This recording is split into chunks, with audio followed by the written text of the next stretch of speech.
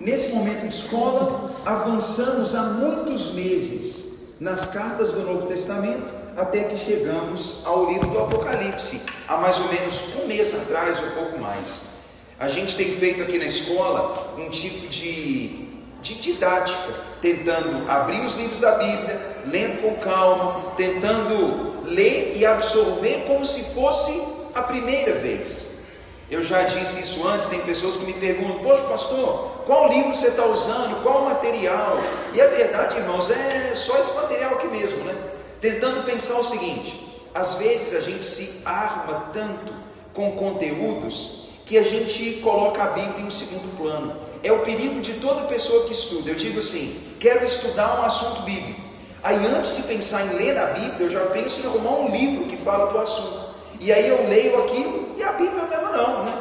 E acaba que desse modo a gente vai absorvendo a interpretação de uma pessoa, de outra pessoa, e a gente acaba se confundindo. Eu não tenho dúvidas, irmãos, que todo intérprete é necessário. É bom que a gente pode olhar hoje e dizer: opa, graças a Deus pelo fulano que escreveu, pelo fulano que falou. Mas nada deveria tirar de nós o desejo de ler. Eu tenho incentivado isso muitas vezes. Se a gente está lendo uma tradução da Bíblia e não está entendendo, considere ler uma tradução bíblica diferente.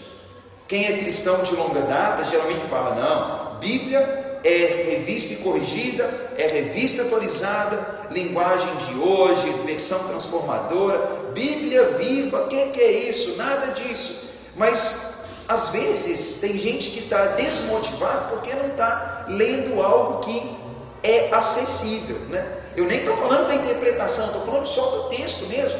Então, irmãos, o desejo é esse: ler com naturalidade, tá bom?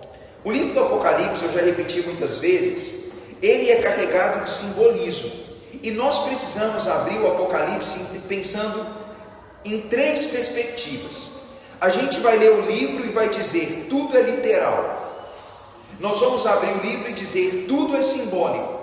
Ou nós vamos abrir e dizer: tudo tem significado, mas tem cumprimento na história. Geralmente são três maneiras de pensar, né? Tudo é literal, absolutamente tudo que está lá como fala é exatamente aquilo. Quando a gente lê e fica tentando imaginar Deus como se ele fosse um mosaico, né? Tem uma pedra, tal, parecendo uma escultura, ou aquelas criaturas que aparecem, ou o tempo apresentado, a gente fala: todos os números são literais? Tem gente que diz que sim, mas tem gente que diz que não. Tem gente que vai dizer: é tudo simbólico. Tem gente que fala: tudo é simbólico, e outros não, nem tudo é. Outros dizem: tudo vai acontecer em um momento, como se Deus tocasse o sino e falasse: pá, é agora, e tudo vai acontecer naquele intervalo. Você fala: uau, tudo de uma vez. Seria uma tragédia total em um período que seria, como muitos entendem, de pouco mais de 3 anos. Ou a gente vai entender que o Apocalipse narra eventos que vão acontecendo até que culmine com a segunda vinda de Jesus. Cada um deve ter um entendimento. E você vê, desde que nós começamos o estudo no Apocalipse, eu nem falei dessas interpretações e nem tenho falado muito assim. Não quero ser crítico com interpretação A ou B. Mas quando alguém me pergunta o que eu, Tiago, penso, irmãos, eu também cresci nesse ambiente, né? Antes de lerem a Bíblia para mim, desenharam para mim num quadro o modelo. E jogar fora o que é visual e o que você viu num filme, ou que alguém martelou na sua cabeça, é muito difícil. Porque quando alguém te dá um esqueleto, você preenche ele automaticamente. Então esse é um problema.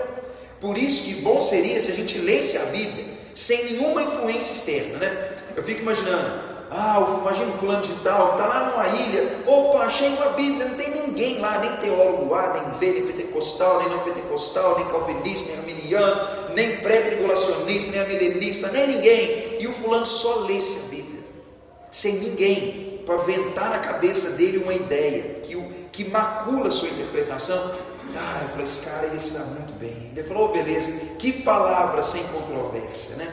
Mas a gente é criado nesse ambiente. Mas eu cresci ouvindo isso Mas o que eu já percebi? O entendimento da escatologia, do fim das coisas, como Jesus apresenta, é muito benéfico. Pelo seguinte, Jesus fala o seguinte: pessoal, estou indo para junto do Pai, e vocês vão ser meus discípulos. Sua jornada não será fácil. Como odeiam o mestre, odiarão também os discípulos. Se preparem. Jesus anuncia grandes sofrimentos.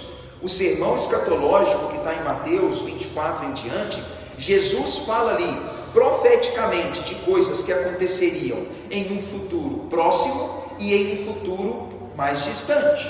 Jesus narrou naquele sermão profético algumas coisas que aconteceram no ano 70, que aconteceram nos anos seguintes, a invasão de Jerusalém, o cerco, o sofrimento e coisas que aconteceriam. Jesus descreveu muita coisa que, como eu disse numa aula anterior, quando nós lemos o Mateus 24 em diante, Jesus citou morte, fome, guerra, peste, ideias que nos lembram aqueles selos do Apocalipse, aquela mensagem do tipo: olha, o cavaleiro tal lá saiu, é a morte, a fome, é a guerra, é a doença e tudo mais. Jesus já anunciou e ele disse: tudo isso acontecerá. Aquelas tribulações e dores, a manifestação do homem da iniquidade, esses sofrimentos, tudo isso estaria acontecendo até que ele voltará.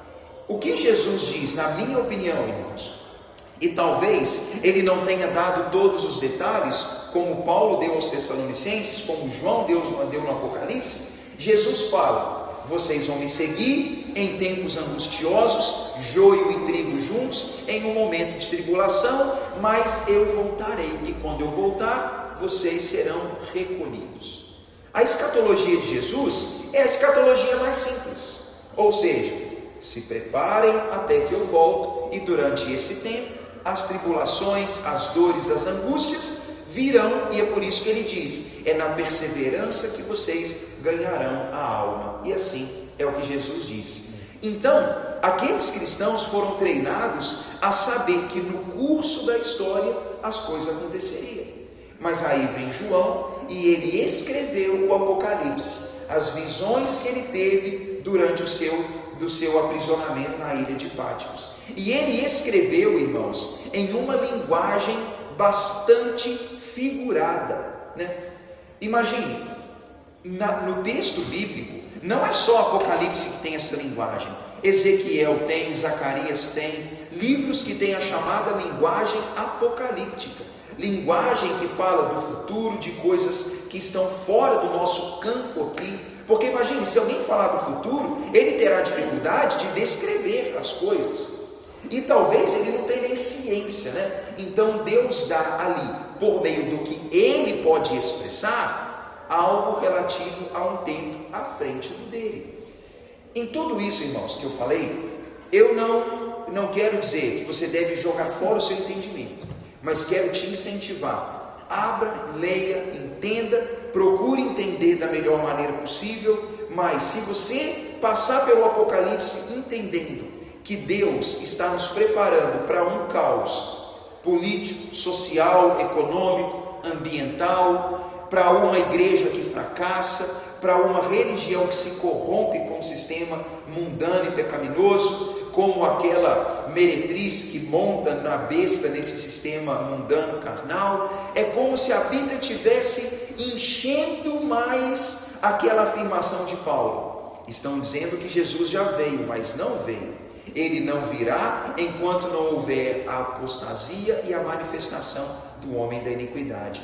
Ou seja, Paulo diz aos Tessalonicenses, é um período de fracasso religioso e moral associado a um governo que é anticristão. Então, é meio isso que acontece. E a gente olha para o mundo, será que nos faltam pestes e guerras e doenças e conflitos e catástrofes naturais? Elas não faltam, sempre tiveram como parte da história, mas elas continuarão e certamente se agravarão. Em um dado momento, Jesus voltará. Então, é nisso que a gente precisa pensar.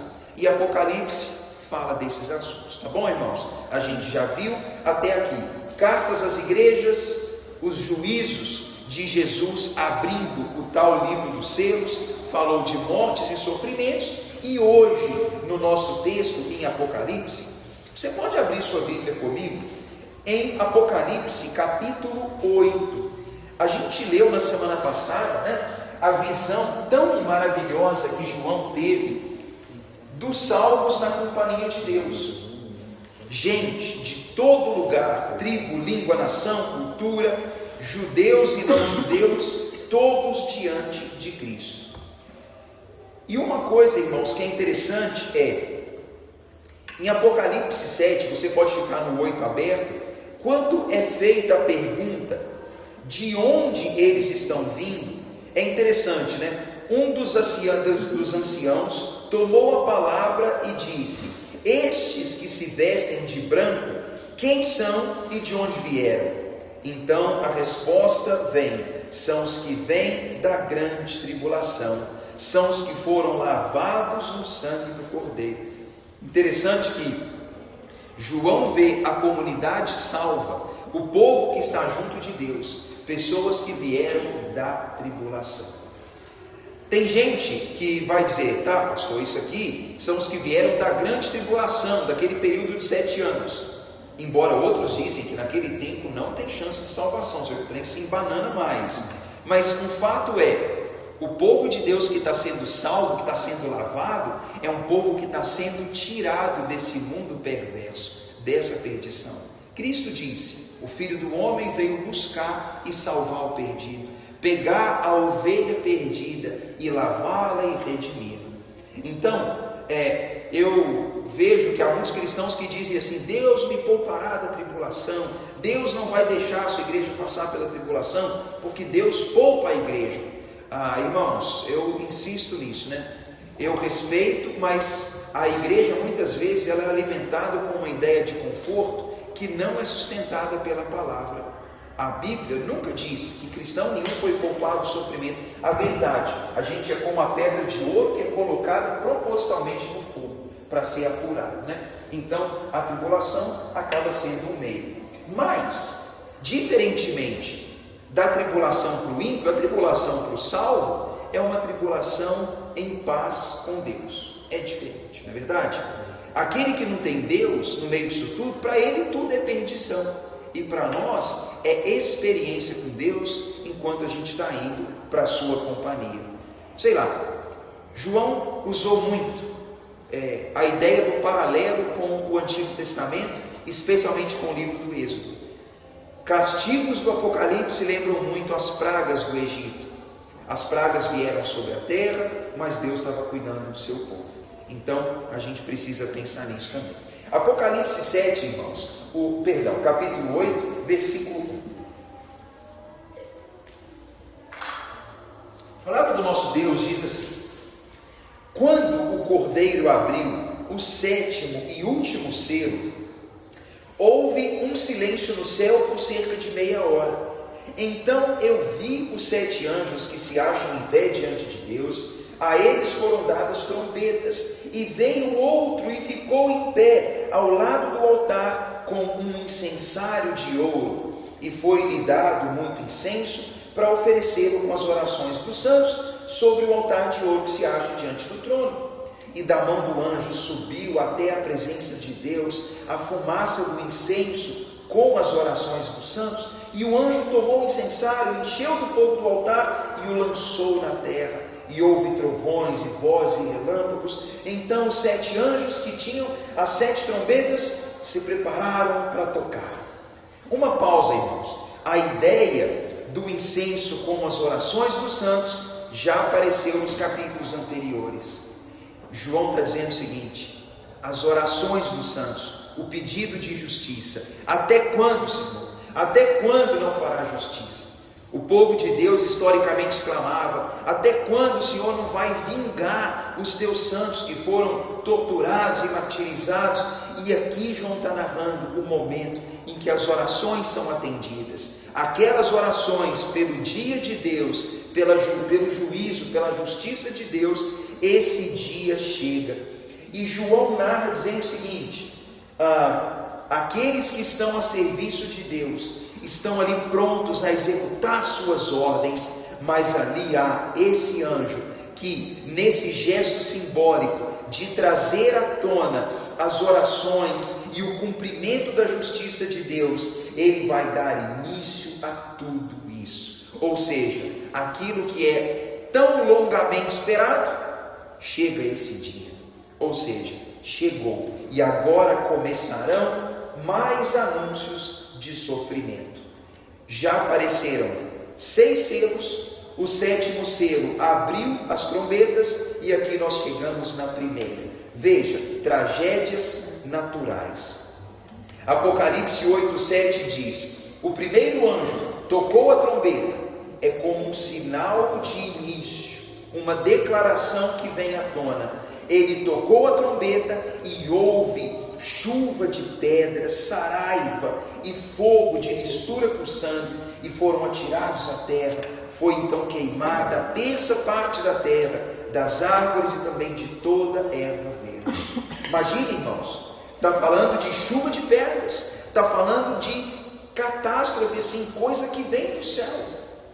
João diz: não foi destruído tudo, mas foi destruída a terça parte. Ou seja, a destruição não foi completa, o que indica que algo mais ainda virá.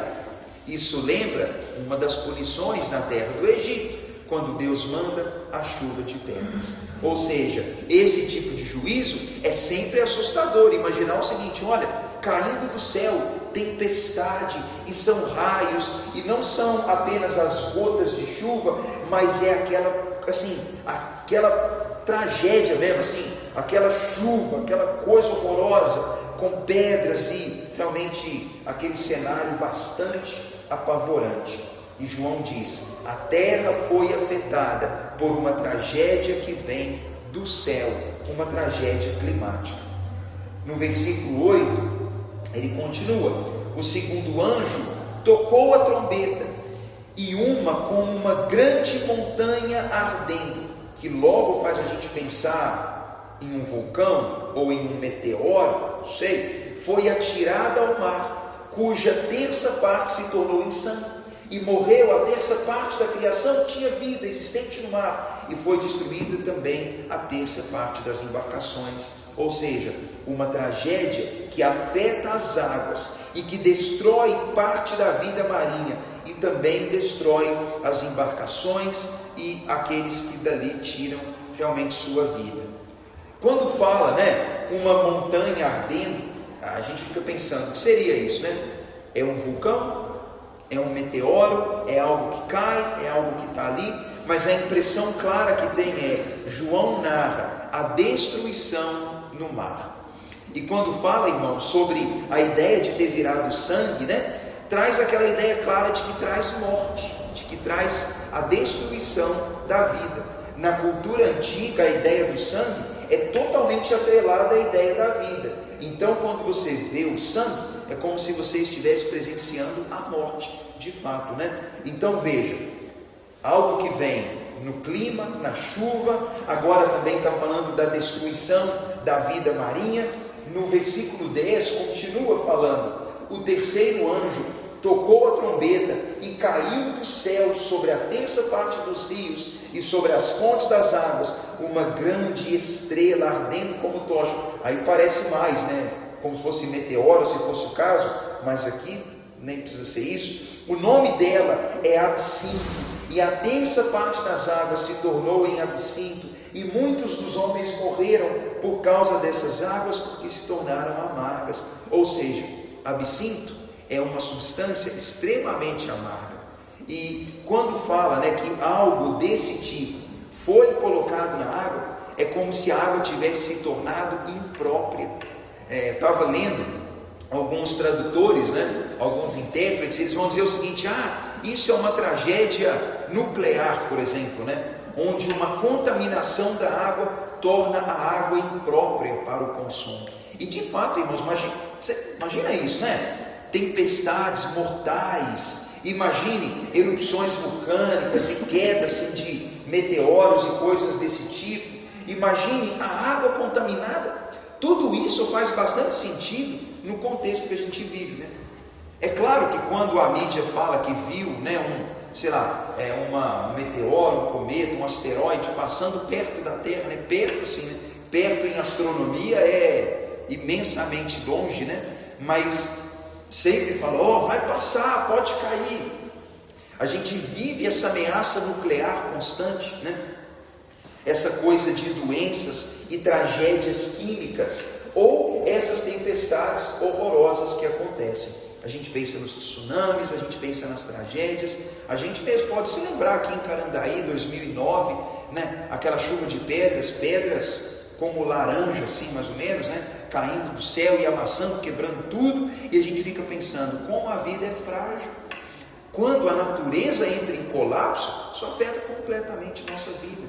Imagine, irmãos, se isso de fato acontece. E curiosamente, o diagnóstico dos cientistas é exatamente esse, que o mundo corre sério risco, que em algum momento a Terra vai colapsar. Esse é o ponto, né? Então a gente fica pensando exatamente nisso, né? Essa tal que eles chamam na ciência de entropia, depois você pode ouvir sobre isso mais. Interessante, aqui está falando sobre essas tragédias, mas agora fala da quarta trombeta, que nos lembra também das pragas do Egito. Veja, está falando de chuva de pedras, está falando de água contaminada, agora de sol escuro, de trevas. Versículo 12 diz: o quarto anjo tocou a trombeta, foi ferida a terça parte do sol, da lua e das estrelas, para que a terça parte deles escurecesse, e na sua terça parte não brilhasse, nem de dia, nem de noite. Então eu vi e ouvi uma águia voando pelo céu, e ela dizia em grande voz: ai, ai, ai dos que moram na terra, por causa das restantes vozes das trombetas dos 3 anjos que ainda irão tocar. Olha que coisa, escuridão, trevas sobre a terra. Bem, o sol tem um papel essencial na vida humana. É por isso que filmes e histórias que narram o planeta sem a presença do sol sempre mostram uma terra congelada e onde a vida não prospera. Não é assim? Então veja, aqui está dizendo: escureceu, houve uma tragédia com o sol, e tudo isso causa aquele grande alerta e aquele grande temor. Na linguagem deles, eles acreditavam, né, que a lua tinha brilho próprio, por exemplo, né? Mas na verdade a gente sabe que não, mas tem as estrelas e os astros com seu brilho, mas o que João narra é escuridão e pavor. Meus irmãos, tudo isso certamente afetaria a nossa vida. Uma tragédia nos céus, ela teria efeito provavelmente nos sinais elétricos e nos satélites e em tudo mais. É meio estranho pensar nisso, né? Eu falei aqui que acho que no ano passado, teve uns dias que andou caindo energia na cidade, coisa que nem era tão comum, né? Mas ficou uns 40 minutos sem energia, 20, e eu lá em casa fiquei pensando, falei, olha, nós estamos na mão de quem controla o interruptor mesmo, né? Porque a gente fica pensando assim, se desliga tudo isso, irmãos, poxa vida, sem energia em casa, sem TV, sem internet, sem acesso a banco, a dinheiro, sem nada, talvez a gente falaria assim, epa, eu nem estava preparado, né? Eu não quero ficar alimentando isso, porque senão a gente fica apavorado, né? E vai virar assim, aquela pessoa que fica botando de novo o dinheiro que puder ter debaixo do colchão e fica paranoico, né? Mas não é isso, mas irmãos, é um fato. Tudo que a gente tem hoje está fora do nosso controle, não é? Porque a maioria de nós não está preparada para isso. E se há qualquer queda, a gente sabe como que isso afeta o ser humano. Afetaria o tráfego de aviões e o GPS e tudo que a gente tem. E imagine uma terra em colapso ou um governo corrupto poderiam sim ter grande controle sobre a nossa vida. E a verdade, irmãos, é que fora a questão de sobrevivência e aquilo que sustenta a nossa vida, a maioria das pessoas entraria assim em crise completa. Porque faltaria o alimento, faltariam os meios de vida, mas tiraria delas aquilo que é, vamos dizer, o prazer da nossa vida. Se corta a TV, se corta a internet, se corta as redes sociais, se corta os nossos prazeres, e aí, o que o mundo vai fazer? A gente diria, epa, eu não sei mais o que fazer. Talvez o dinheiro daria para ir na padaria umas 2 ou 3 vezes, acabaria, e o que a gente vai fazer? Não sei, irmãos. como cada um de nós vai lidar com isso, né? Mas, sei lá, a gente não quer ficar muito apavorado, mas tem que estar sempre um pouco atento. Quando João narra tudo, e parece que está tudo ruim, ele fala, imagine uma águia no céu, irmãos, e a águia não fala, logo você vê que é simbólico, né? A águia voando pelo céu, né? Dizendo, meu filho, achou que estava ruim? Prepara, porque vai ficar pior.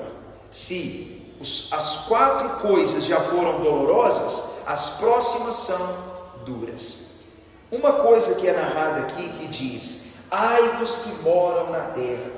Essa linguagem, irmãos, ela tem uma característica que, assim, é óbvio, nós também somos moradores da terra. Mas quando a Bíblia fala desse assunto, geralmente ela tem muita ênfase nos que são da terra mesmo. Porque a lógica do cristão é que o cristão não é daqui, ele é peregrino. E claro que tudo isso traz consequências para o povo de Deus, mas o povo de Deus passa por tudo isso de outra maneira. Se João está trazendo à luz um pouco do Êxodo, e, irmãos, o Apocalipse ele está intimamente conectado com o Êxodo, Ezequiel e os livros do Antigo Testamento. A lógica é, os israelitas também estão no Egito, mas eles estão sendo guardados por Deus, eles têm ali a presença reconfortante de Deus, e a gente também sabe que Deus vai cuidando de nós. Os sinais vão se tornando piores.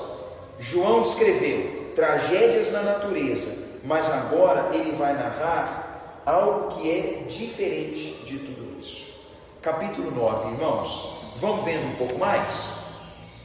Ele diz assim: o 5º anjo tocou a trombeta, e eu vi uma estrela caída do céu na terra, e foi dada a ela a chave do poço do abismo. Ela abriu o poço e subiu fumaça, como fumaça de fornalha, como a fumaceira que sai do poço, e escureceu o sol e o ar. Também da fumaça saíram gafanhotos para a terra, e foi dado poder como os que têm os escorpiões da terra, e foi-lhes dito que causassem dano à terra, e foi-lhes dito que não causassem dano à erva da terra, e nem a qualquer coisa verde, nem árvore, e tão somente aos homens que não têm o selo de Deus sobre a testa, né? Foi-lhes dado que não os matassem, mas que os atormentassem durante 5 meses.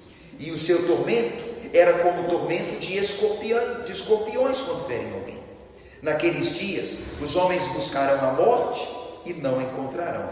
Também terão um desejo ardente de morrer, mas a morte fugirá.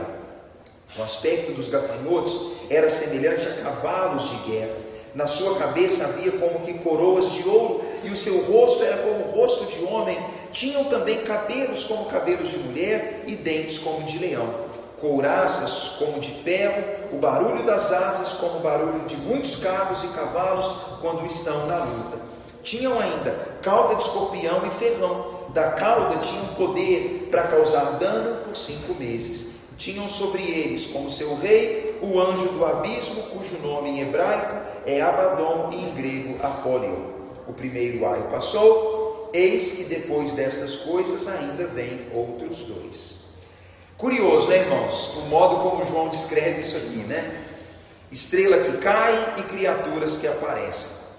Ele usa a ideia dos gafanhotos, que é algo que geralmente a gente não vê no nosso contexto, né? Embora a gente às vezes ouve quando vem aquela nuvem de gafanhotos, né? E aquilo é um negócio assim extremamente assustador, que lembra de novo o Egito, uma das pragas.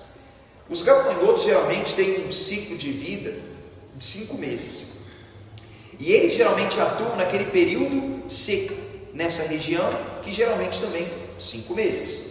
Diferentemente do Brasil, né, no clima tropical, o tempo seco nessa parte do mundo se dá durante o verão, que é o oposto para nós, né? E eles então têm muito disso, um período seco, de deserto, que geralmente se espera a presença dos gafanhotos. Então, imagine, João vai trazendo tudo isso à tona.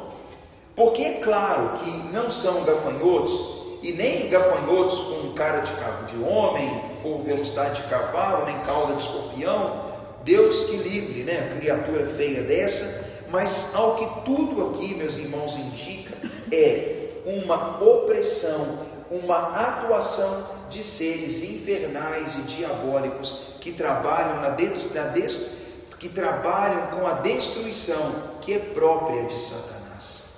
Curioso que João vai narrando na sua linguagem um período de sofrimento e dor, de tormento e de angústia. Porque imagine, angústia pelas tragédias naturais já tem, no céu, na água, e já narrou anteriormente as guerras, as epidemias e tudo mais. Ou seja, todo tipo de angústia de ordem humana já está presente, mas agora ele fala de algo que vem de fora desse contexto. Ele diz, uma estrela que cai do céu na terra. Quando fala isso, às vezes dá até aquela impressão, né, de Jesus falando, eu vi o diabo caindo do céu, né, como ele fala nos evangelhos. Parece isso, né, tia Elza? O diabo aqui, com os seus causando tormento. Uma linguagem totalmente possível e talvez a mais realista.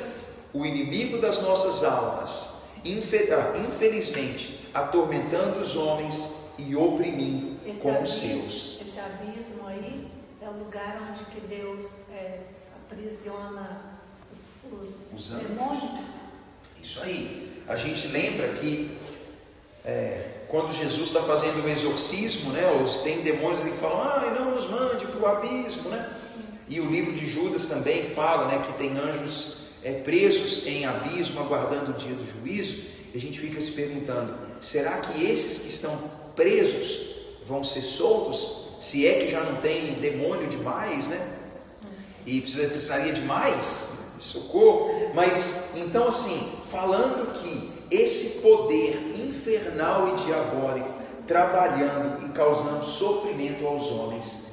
Detalhes aqui que são interessantes, irmãos, é que a Bíblia está falando, no versículo 5 em diante, de tormento. Não está falando de morte para os homens, mas de tormento, né? Interessante, porque as tragédias naturais têm o poder de morte, mas a gente vê que a ação espiritual, ela causa sofrimento, causa tormento. E aqui vai narrando que é um sofrimento doloroso, associado à picada do escorpião.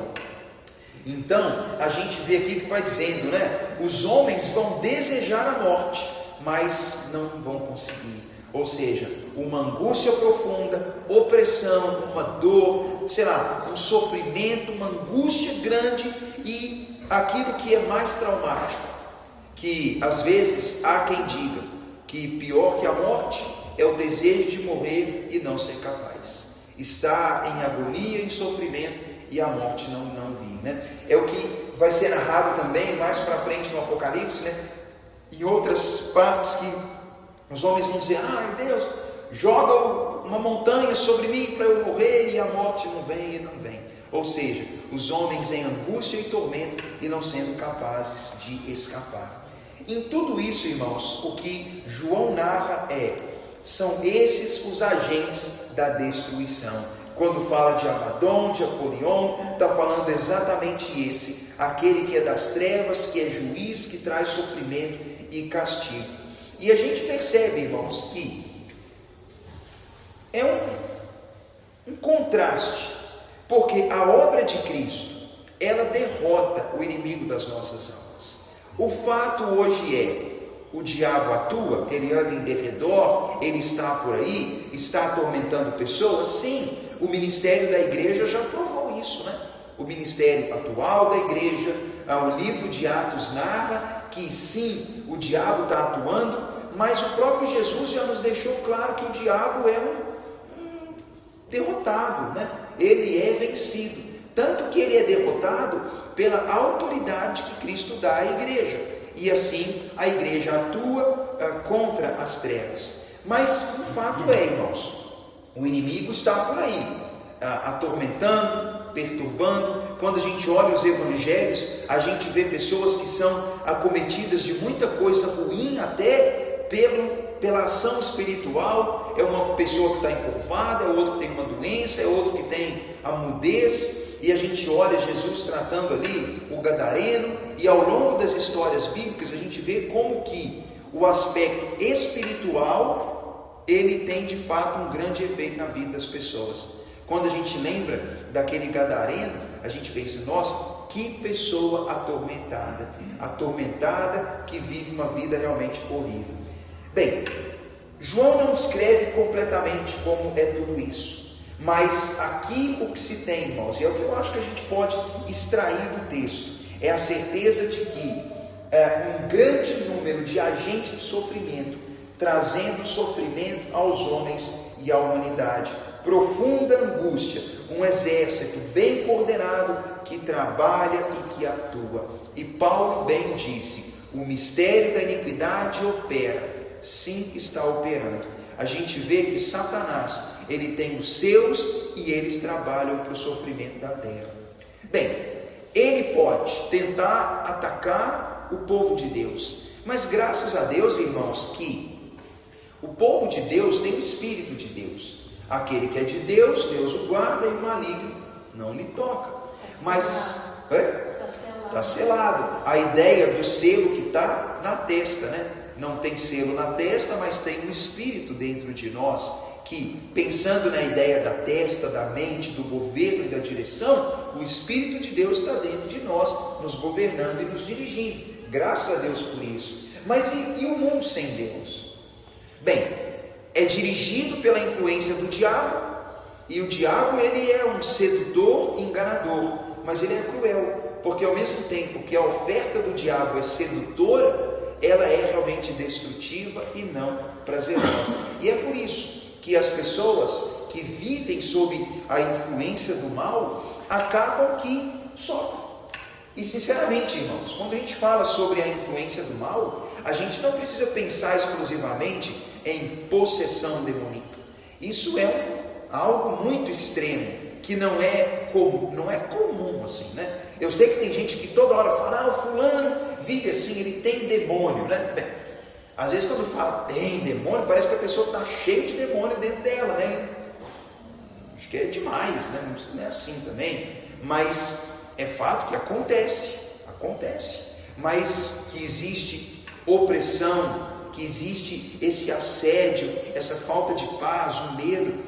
Tem aquele versículo lá em Hebreus 2, que o escritor vai dizer que Jesus vem para nos livrar do pavor da morte, do qual o diabo se aproveita. E de fato, irmãos, uma vida na escuridão, uma vida de terror, de medo, sem paz com Deus, sem esperança nenhuma, uma vida angustiosa. E se o texto aqui está dizendo que coisas piores virão, a gente pensa, opa, vamos pensar bastante nisso, né?